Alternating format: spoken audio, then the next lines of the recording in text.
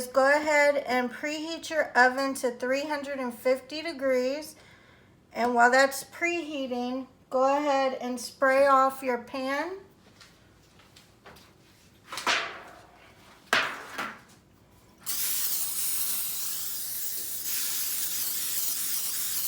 So I give mine a good spray because I don't want it sticking to the sides. And then you're gonna open just one can of croissants for right now. Okay, and all I do is I open the croissant and I just start to spread them in the pan.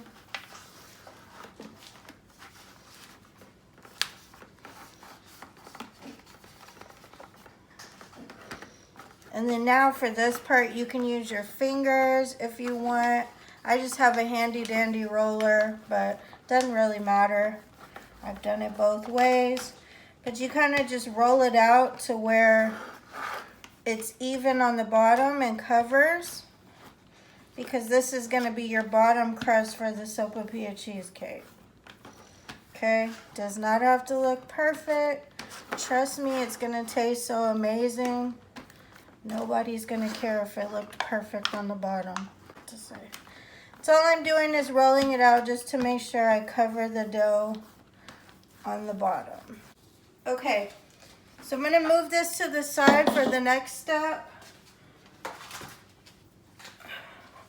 You're going to take 1 cup of sugar. So as you can see, I just try to get that as level as possible. This is a very sweet dessert, so don't worry about feeling like you have to add more sugar, because I promise you, you do not. So 1 cup of sugar.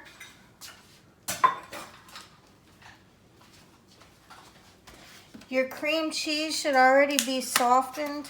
I've been letting mine sit out at room temperature.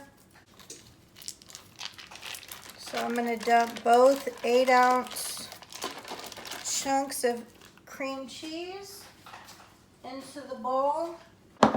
If you guys are ever looking for a recipe to bring to like a work function or a school function, just anything where they're doing like a potluck, I highly recommend this one because it's very easy and I've never met a single person that didn't love it. So I will warn you that once you make this, you will be begged to make it over and over again, so be prepared. But if you're looking to have that certain special someone in your life that you want to impress, this is the dish to do it with. If it's not somebody you're sure if you want to keep around, don't make this for them, because you might be stuck. They might never leave. Okay, so there we go.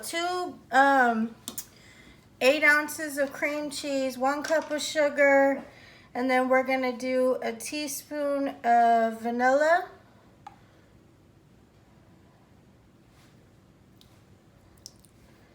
All right, and then I'm gonna get my hand mixer for this recipe, because the last time, guys, I was just trying to show you guys that I can mix by hand, but you know, we're gonna save a little bit of time in this one. I'm gonna blend it with my electric mixer. So I'm gonna do that real quick and I'll show you the next step.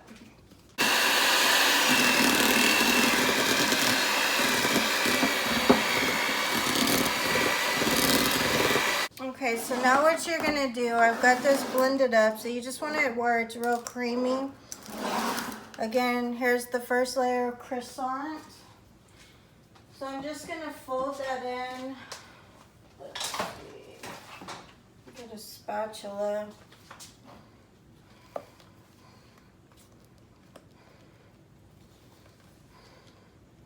And you're gonna put the entire mixture in the pan. So this is the cheesecake part of the recipe, I guess, because it's called Sopapilla Cheesecake. If anybody's familiar with sopapilla, it is a Mexican dessert. It's a pastry where they basically, I've never made it, but it's like fried, and they usually cut open the top of it and you pour honey and it has like cinnamon and sugar. It's really like super delicious. So this is a play on that because you're doing the croissants as the pastry. You're making the cream cheese like a cheesecake, making it real sweet. And then we're gonna do the cinnamon and sugar topping, again, like the sopapilla. And then if you want, actually I'll do that as well, just to show you. You don't have to, but you can drizzle honey on top of this recipe as well. But again, for this one today, I'm doing honey butter croissant. So you just kind of spread it around. Try to get it as even as possible. Again, does not have to be beautiful. This is going to be baked. So it's going to kind of spread around during the heating process anyway.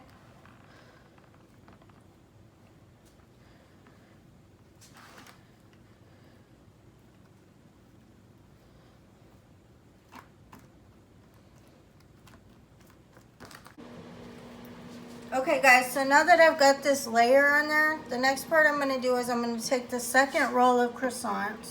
I'm going to bust that open.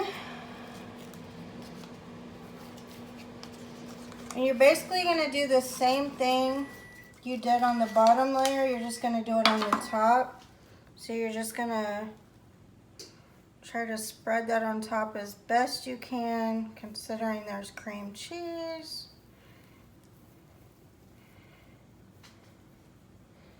And as much as it'll cooperate with you. So this is the part, usually I'll use my fingers for the top, because if I used a rolling pin it would just smash it down, and I'm not trying to do that. So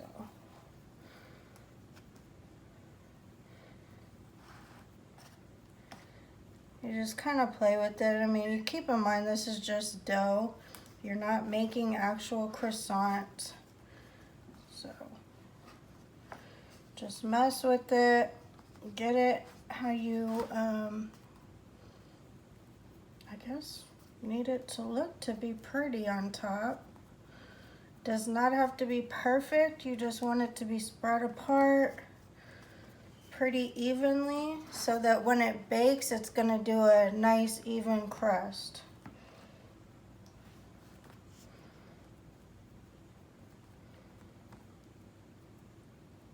So if there's like holes, like mine started doing little holes, which is gonna happen because this is croissant dough. All I do is I just start kind of pinching it together because it's dough. I mean, in the long run, that's all you're doing is messing with dough. I try to push it towards the edges.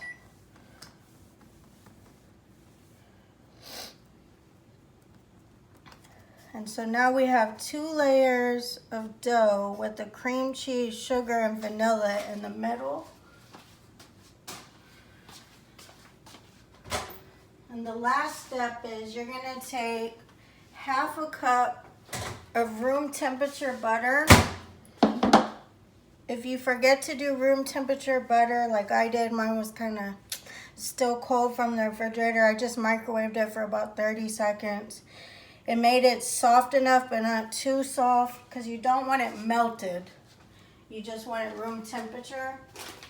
You're gonna take the half a cup of butter. So I did the stick of butter, that's half a cup. 3/4 cup of sugar. So 3/4 cup of sugar. I have loud measuring spoons, forgive me. And then a teaspoon of cinnamon. Do my teaspoon of cinnamon. You can either just blend those together, or you can, since it's room temperature, the butter is soft, I'm gonna just kind of mix them together. The butter's gonna break off in flakes. This is why I said you don't really want it melted. I've screwed up, trust me, before, and made the butter where it was completely melted and just poured it on. It was still completely fine. But when you do it this way, It's like more of a crumbly substance, and then you'll see what I'm gonna do. But I'll put the crumbles on top evenly, and then they melt down over it. So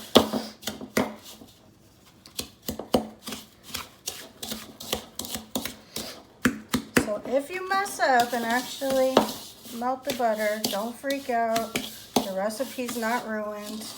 Gina's done the same thing. I'm not perfect. Pretty sure I've said that 1,000 times, and you'll learn it on your own. I screw up all the time. But this is what it starts to look like. It's like a paste. It smells so freaking good. You guys have no idea, but hopefully you will if you make it, or if you've made this before. This is not a recipe I made up. This is something my mom used to make. She found it, I believe, on the internet. And like I said, everybody that I've ever seen try this loves it. And so I just kept making it. My kids love it. Family loves it. Co-workers loved it. Everybody seems to love it. So, but like I said, be prepared. Oops, sorry. My stomach got in the way. But anyways, be prepared that once you make this for people, they're going to expect more. So, it's always good to usually make 2 of these. I don't know why I'm not following my own advice. I'm only making 1 tonight, but I used to always make 2. I'd make 1 for work, 1 for home, and it still never was enough. So yeah, you just put these crumbles on top. I use every last bit. And this is basically what's making it the sopapilla part of the recipe, as I said before. All right, and then I'm gonna take that same spoon and just kind of smooth it over, spread it out as much as I can. It's not gonna be perfect, but keep in mind this is butter in here. So as it melts down, it's gonna spread and it's gonna be amazing. So just spread it like a paste over the top. The recipe that I use says just to crumble it and bake it. I like to spread it, so I make sure that it gets pretty evenly done. But that's just my preference, so do what works for you. I just like to make sure, like, if I'm cutting into this or serving it to somebody, that it's pretty even. Now this dessert is delicious, both hot and cold. So you can serve it straight out of the oven when it's warm. It's delicious. Or you can put it in the fridge, eat it the next day, and eat it cold or microwave it again, whatever you want to do.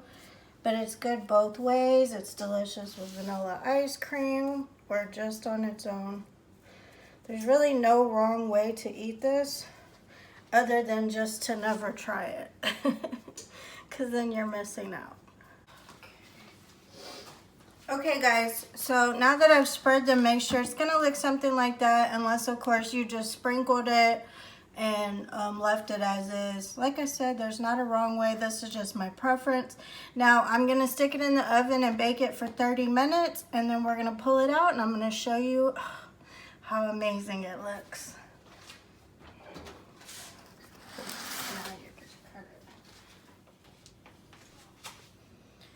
Okay guys, the timer just went off on the oven. This is what it looks like. If y'all could only smell how amazing this smells. Oh, it smells so buttery, cinnamony. I don't know, amazing. It just smells so good. So, if you're like us and you eat it when it comes out of the oven, I'd let it sit for about 10-15 minutes because again, you are, this is like hot cream cheese, butter, all of those things. So I let it sit about 10-15 minutes and then serve it. So I'll be right back just to kind of show you how it looks once I cut into it. And so yeah, be right back.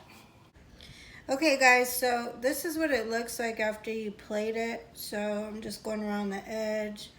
This is like the crust, how it comes out, comes together. The inside will be like a gooey, creamy consistency like a cheesecake. And then the top you'll have your cinnamon and sugar topping along with the butter like a sopapilla. Now, this is what some people do. You don't have to. It's not necessary because it's sweet enough. But if you want to make it the full sopapilla fantasy, then you can take your honey and drizzle it on top and eat it that way. I eat it either way. It's delicious both ways. So there's not a right or wrong answer. But before I went drizzling honey on it, like let's say if you do it for a potluck, I would make sure nobody was allergic because some people can't eat honey. So like for me, having a baby in the house, I have to be careful in case his mom lets him test stuff because he can't have honey. So anyway, so that's the wrap up of the video. Let me know what you thought. Let me know if there's any other recipes you guys are interested in. If you're liking how this is going and you want me to keep showing you desserts or main dishes or whatever. So anyway, don't forget, you can't spell original without Gina. Love you, and you guys have a great night.